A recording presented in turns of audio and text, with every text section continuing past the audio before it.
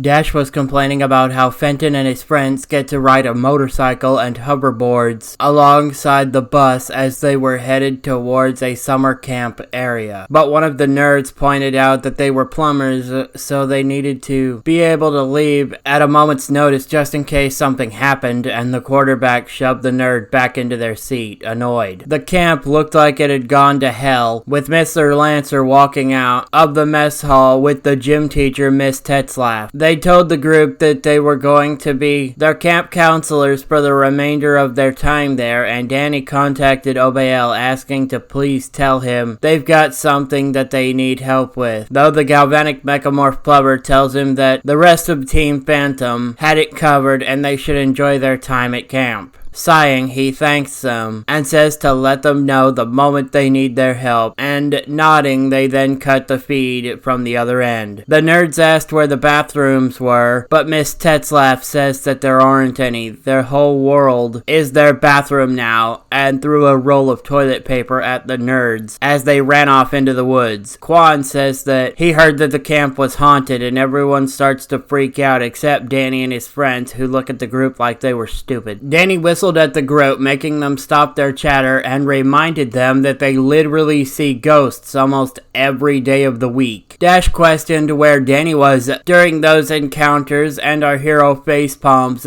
telling the quarterback that they couldn't possibly be this stupid, as Lancer tells them to calm down, though they hear screaming and see one of the nerds running from the woods, saying that a monster took Lester. Sam says that they should go look for Lester, but Miss Tetzlaff says that the camp was now on lockdown, though Tucker reminds her that they are plumbers. Stuff like this is their job. They keep the rest of the group in the camp, and they'll go find Lester. Danny questioned since when did he care about that. Tucker then responds that he doesn't. He just wants to get away from everyone, making Sam and Danny roll their eyes as the three went off into the woods. They went into the woods and found some weird creature from the Black Lagoon looking ghost, which Danny blasted with his ghost ray, knocking them down and capturing them with the Fenton thermos. Then says that they gotta keep looking for Lester. We then see a ghost come from hiding, speaking into his wrist, saying that there was no sight of the subject, but they'd be happy to hear who is there. Danny and his group get back to camp later on and show that they'd found Lester's camera, but told the group that they should be careful as they saw it was slop for breakfast, and decided to just try the snacks that they brought with them instead. Dash and Paulina were the next to scream about someone being taken, that being Quan and Star. Our hero tells the camp group to stay put, and he and his team head back into the woods, where a large purple beast then attacked them, with Danny blasting them with his ghost rays, knocking them back, and firing freeze rays from his eyes, freezing them over, as Sam caught the monster in the thermos. They then hear screaming and head back to camp,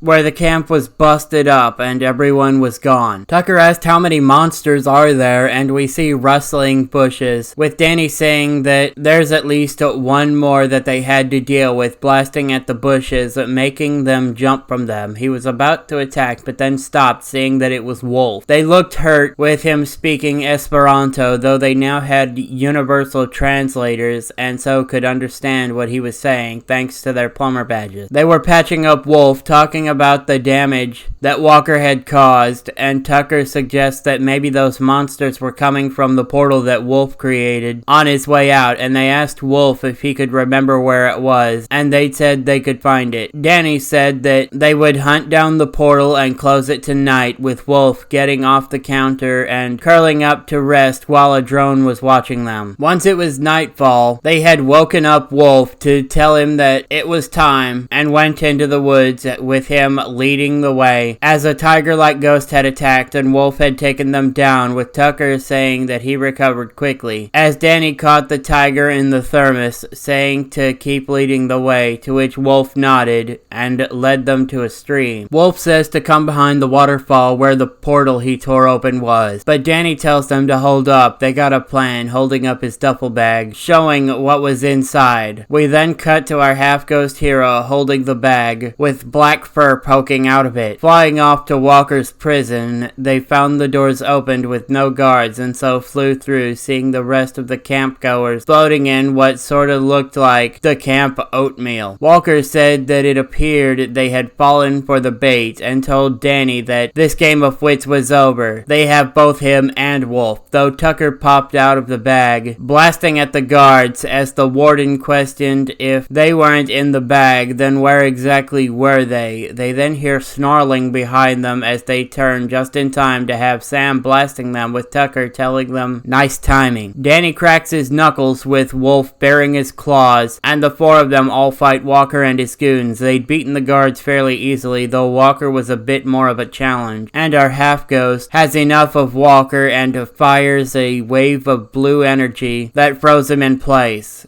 giving them time to get the others out of the ghost zone and their suspended animation state. Once out, Wolf closes the portal by clawing at it, and Sam tells him that he's free once more to run, though Danny says that he could join them if he wanted to, and Wolf seemed to like the sound of that. Danny also says that he's got to get a new costume. They won't attack ghosts with the Team Phantom logo, so he'd be free to wander Amity Park so long as he had it on. Nodding, Wolf spoke, still in Esperanto, just translated by the plumber's badge, and said that he'd like that very much. Tucker said that it looks like they got their excuse to leave camp early, after all, to which Danny says, yeah, they just gotta free the rest of the campgoers first. After freeing everyone, they then told the other campers that they had to head on back to Amity Park to take Wolf there, and we see that Wolf was pretending to drive Danny's hell cycle as Danny gets their attention and throws the folded up hoverboard that came standard issue for plumbers now onto the ground, making it come open and float slightly. Wolf climbed off of Danny's bike and onto the hoverboard as Tucker told him that he'd show them the ropes as they all headed off back to Amity Park. Thankful to be rid of that awful camp finally. They'd contacted Obael telling him that they were headed back to the city and they were bringing a new ally with them.